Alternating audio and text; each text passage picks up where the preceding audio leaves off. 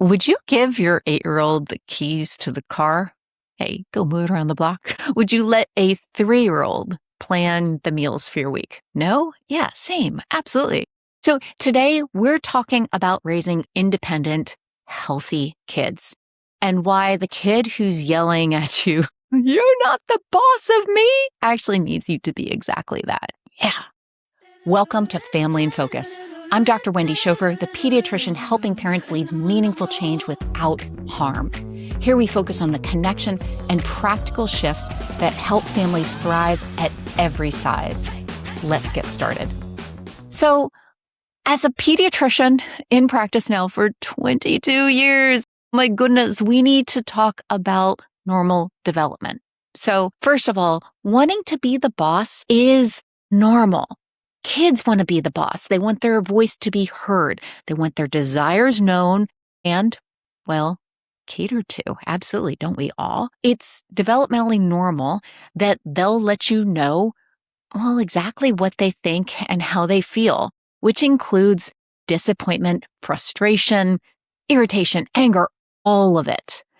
That doesn't mean that they're ready to make all the decisions or that you need to make all of your decisions about making them feel a certain way.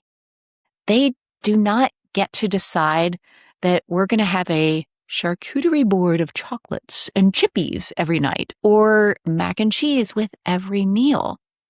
They need guardrails. And sometimes we call them boundaries, but I think of it as a structure, as a framework. So the second thing you need to know is that kids thrive within structure and framework. Now, it doesn't mean that they're going to tell you that they love it, but structure is what kids need in order to thrive. It's what really helps classrooms do so well for kids. It's why kids do so well within classrooms. Developmentally, kids are looking forward to the repetition, to the routine, the expectations, knowing as well how adults will respond. They learn to trust our behaviors and our responses. That's really important for them. And there's a part here that's really easy to miss. So a kid who knows where your line is also learns where theirs is. So boundaries, they're not something that's created to contain children. It's really something that's created to teach them how to have their own boundaries. So how to have their own yes and their own no. And so if you can hear in the language here, this is where we're planting the seeds for kids developing bodily autonomy.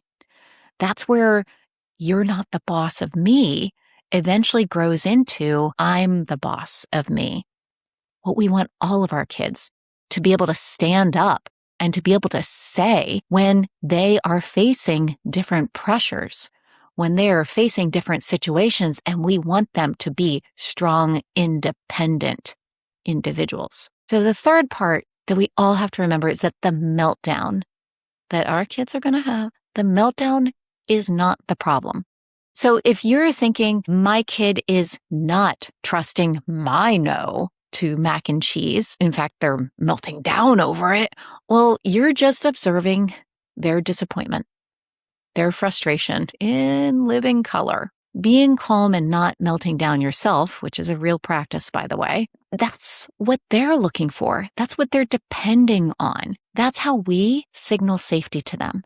We're creating a safe space so that they can experience their emotions, even melt down over them, and it's okay.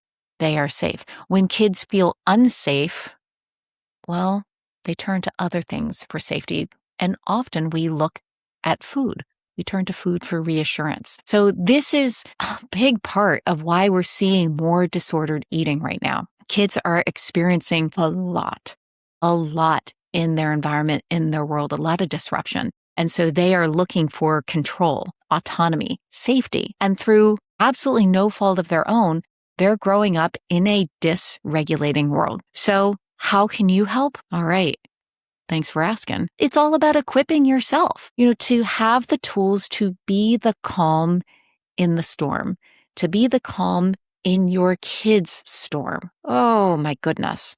No, it's not quite being the eye in the storm, but just being calm, taking a few moments, even a breath to activate your parasympathetic nervous system. That's the calming side of your house. So it's also about being able to tag in help so that you can tag out when you need it most, because you can't be expected to be the calm presence all the time. You're human too. You have a roller coaster too, where, the roller coaster of emotions that kids are on. Well, sometimes we need to be able to express and we need to just tag out to be able to say, you know what, I need somebody else here. And the other thing you can do is to name what you're feeling out loud. Phew, I'm really overwhelmed right now. That helps you. Naming the emotion as just kind of like, oh, this is what's going on right now. And it also models the emotional regulation that your kids are slowly learning and developing.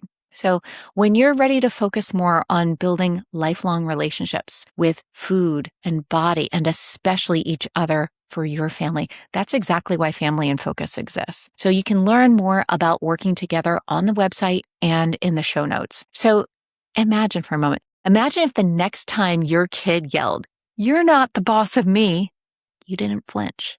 You stayed the calm. You held the framework, the structure, and they learned one meltdown at a time that your no is safe enough to trust, that you're not going anywhere. You're still going to be there with them, no matter what they're experiencing. That's a kid who's growing up learning how to create and set their own boundaries as well. Oh my goodness, the work we do ripples to them. Hey, remember, while I'm a physician, I am most definitely not your physician. So the podcast Family in Focus is for education and for social emotional skill building purposes. My goodness, please keep the relationship that you have with your physician and tell them about Family in Focus while you're at it. And so much love to you and your family. Remember, take what fits, leave what doesn't, and you are the parents. You are the parent leading change and help without harm.